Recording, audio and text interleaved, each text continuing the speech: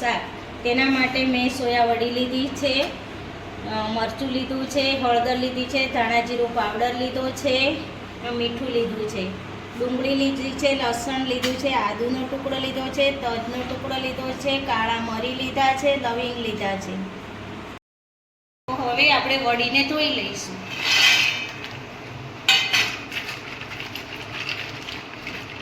ધોવાઈ ગઈ છે તો 5 મિનિટ માટે બાફવા મૂકી દઈશું.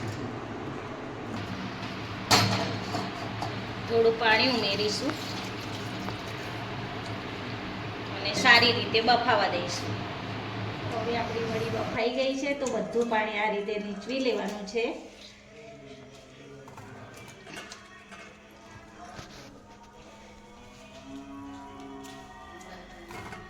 બધી જ વડી આ રીતે નીચવી લેવાની છે. આપણે વઘાર મૂકીશું.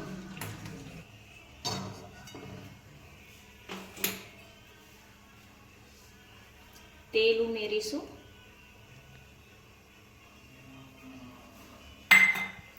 હવે આપણે તેલ ગરમ થવા દઈશું. હવે આપણું તેલ ગરમ થઈ ગયું છે. મેથી નાખીશું, થોડી રાઈ નાખીશું,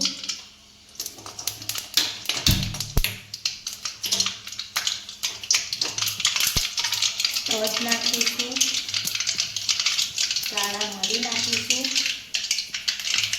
2 લવિંગ નાખીશું, ડુંગળી નાખીશું, હલાવીશું.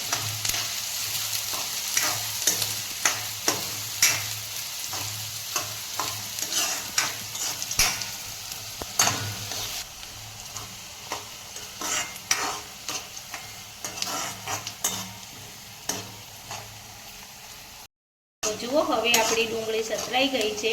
હવે આપણે આદુ લસણ મરચાંની પેસ્ટ ઉમેરીશું. એને પણ પાકી થવા દઈશું.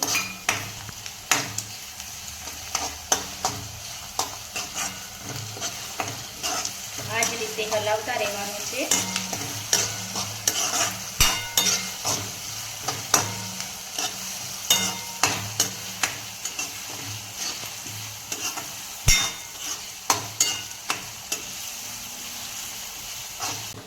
આદુ મરચાંની પેસ્ટ પાકી થઈ ગઈ છે તો હવે ઉમેરીશું લાલ મરચું,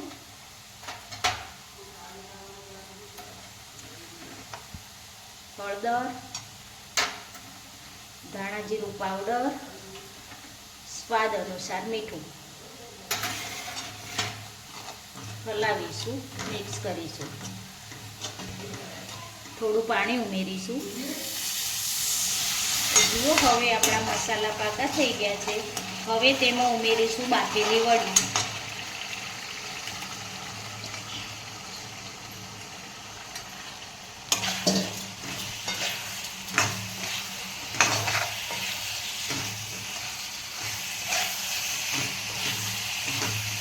બધું મિક્સ કરી દઈશું આ જ રીતે.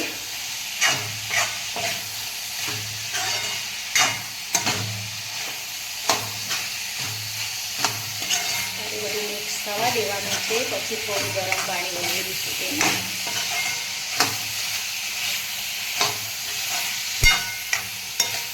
આપણે જે રીતનું જોઈતું હોય તે રીતનું પાણી, થોડું પાણી ઉમેરી દઈએ રસ્સા માટે.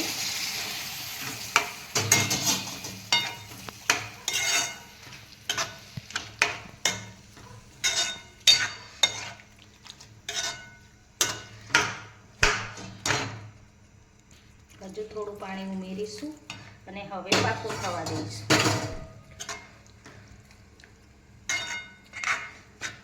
તો જુઓ, હવે આપણે સોયા વડીનું શાક બનીને તૈયાર છે. જુઓ તેનો કલર. હવે આપણે વડીનું શાક સર્વ કરવા માટે તૈયાર છે.